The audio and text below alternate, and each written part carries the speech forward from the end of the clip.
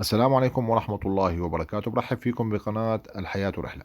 في حدث غريب في هولندا، تفاجأ سكان مدينة أورك صباح أمس عندما رأوا مركبة مدرعة تسير في الشوارع، وطبعا هناك جنود بجوار هذه المركبة، وأيضا انفجرت عدة قنابل دخان، ولم يكن واضحا للسكان سبب مرور هذه المركبة عبر القرية.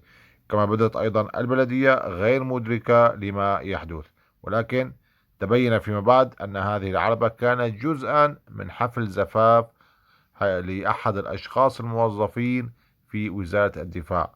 هذا الشخص اسمه رينج، استعار سيارة عمله الخاصة لاصطحاب زوجته المستقبلية. وقال متحدث باسم البلدية أن مثل هذا الإجراء لا يتطلب بالضرورة الحصول على تصريح، إذن هذا الأمر كان هو مجرد حفل زفاف ولا يوجد شيء يدعو للخوف. أما في خبرنا الثاني من هولندا أيضا، فبعد أن حكمت المحكمة في شهر إبريل من العام الماضي لصالح قرار عمل اللاجئين لأكثر من 24 أسبوع في السنة، قدمت الشركات في هولندا أكثر من 1400 تصريح عمل خاص للاجئين. مثل ما بنعرف نحن، القانون القديم كان يمنع على اللاجئ الغير حاصل على الإقامة العمل لأكثر من 24 أسبوع في السنة.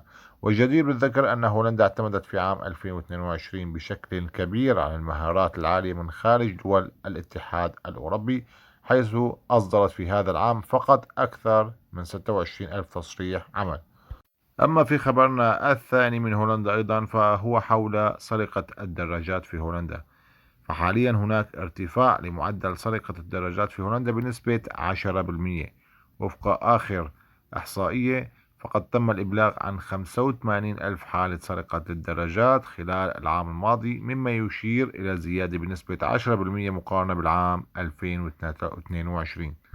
ووفقا للتقرير، فإن معظم حالات السرقة تمت في مقاطعة نورد هولاند، حيث بلغ عدد الدراجات المسروقة حوالي 20 ألف دراجة.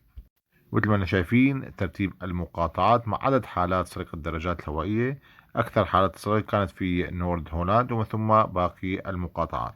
أما في خبرنا الأخير وأيضا من هولندا، فهو حول السعال الديكي. طبعا السعال الديكي يسبب وفيات جديدة في هولندا، فقد ارتفع عدد حالات المبلغ عنها لمرض السعال الديكي في هولندا بشكل ملحوظ خلال الأسابيع الأولى من شهر إبريل، حيث سجلت زيادة تصل إلى 1800 حالة جديدة، بما في ذلك 50 حالة للرضع. وفي تطور آخر، توفي شخص آخر يبلغ من العمر أكثر من 80 عام، ليضاف إلى الأطفال الأربعة الذين لقوا حتفهم بسبب هذا المرض.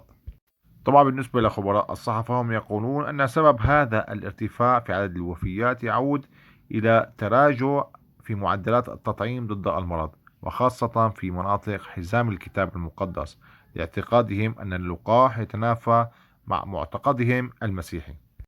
أما فيما يتعلق بمرض الحصبة، فقد أوضح المعهد الهولندي للصحة أن عدد الحالات المبلغ عنها والتي شهدت ارتفاعا أيضا الشهر الماضي يبدو أنها تتراجع حاليا.